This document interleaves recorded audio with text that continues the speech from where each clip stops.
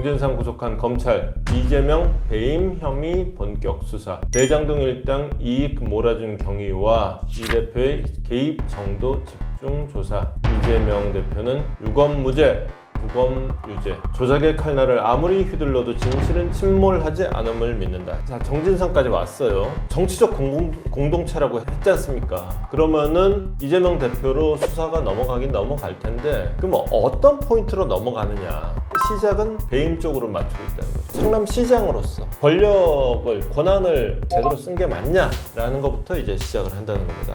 대장동 친필 지시, 불법 경선 작업, 이재명 어디까지 개입했냐가 핵심이다. 이재명 대표의 대장동 관련 배임 의혹은 크게 세 갈래다. 첫 번째, 자필 메모가 있어요. 대장동 제1공단 결합 도시개발사업 위수탁 운영계획 보고 문건에 결재를 하면서 자필 메모로 사업 시행자를 도시개발공사 또는 동공사가 출자하는 SPC 특수목적법인으로 지정할 것을 조건으로 위탁할 것이라고 딱 지시를 했다는 거예요. 원래는 민간 개발이었잖아요. 근데 공공 개발을 하겠다고 성남도시개발공사를 만들었잖아요. 근데 성남도시개발공사가 시행사가 됐어야 돼요. 그런데 여기에 또는 동공사가 출자하는 SPC 특수목적법인으로 지정할 것이 들어간 거예요. 이 앞에 내용은 원래 있던 거예요. 근데 뒤에 또는을 손으로 일부러 써놨다 하라는 얘기잖아요. 두 번째는 초과이익 환수 조항. 여기 어쩌다 빠졌나? 지금 우리가 얘기하고 있는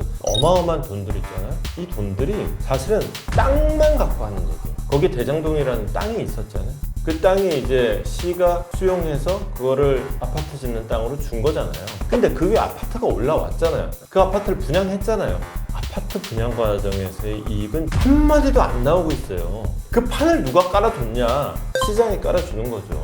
그 시작이 이제 초과이익 환수 조항 뺀 것부터 시작해요. 마지막 갈래는 이겁니다. 성남시가 대장동 택지개발하고 제1공단 공원화 사업을 원래는 한 묶음으로 진행을 하려고 그랬다가 대장동 일당이 민간 사업자로 선정된 이후에 분리 진행하는 방식으로 특혜를 줬다는 의혹이 있다. 이게 뭔 얘기냐면은 돈은 빌리는데 이게 사업이 진행이 안 되면 빌려놓은 돈 이자 내야 되잖아요. 그 이자 비용이 수익이 안 생기면 이자 비용을 감당을 못해요. 그러니까 이걸 얼마나 빨리 가느냐가 굉장히 중요한 문제거든요. 공단 때문에 속도가 늦으니까. 그래서 공단을 빼줄게. 그러면 엄청난 특혜예요. 이자를 까줬다. 쉽게 생각하면 이런 거예요. 어제 구치소에서 불려가서 처음으로 정진상 실장이 검찰 조사를 받았대요. 한 말은 뭐 대체로 부인하는 취지로 똑같았답니다. 변호인들은 구속적 부심을 신청할지도 고민 중이래요. 이게 좀 나름 모험이에요. 정진상 실장 입장에서는. 이렇게 해서 풀려나면은 거 봐라 이제 이렇게 할 수가 있는 거예요. 그래서 이거는 조작된 수사다 이러고 몰고 갈 수 있는데 만약에 구속적 부심까지 했는데 넌 구속되는 게 맞아 라고 나와버리면은 이제 빼박인 거죠. 조작이다 뭐 암만 외쳐봤자 검찰의 뭐 야당 탄압이다 라는 말이 소용이 없어지는 거예요. 지방자치 권력의 사유화. 정진상 실장에 대한 구속영장의 죄명이 지방자치 권력의 사유화.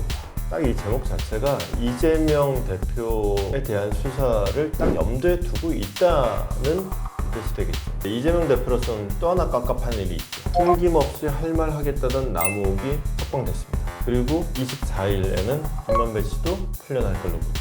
여기는 아직은 입은 안 열고 있는데 그리고 앞으로도 안 열 가능성이 많아요. 두 사람은 입장이 좀 달라요. 원래 대장동 사업은 김만배를 주려고 했고 김만배가 주동이 돼서 남욱을 끼워준 거예요. 그러니까 이제 여기는 상대적으로 좀 먼 사람, 여기는 더 가까운 사람. 그리고 사실은 사건의 본류에도 여기가 더 가깝긴 하겠죠.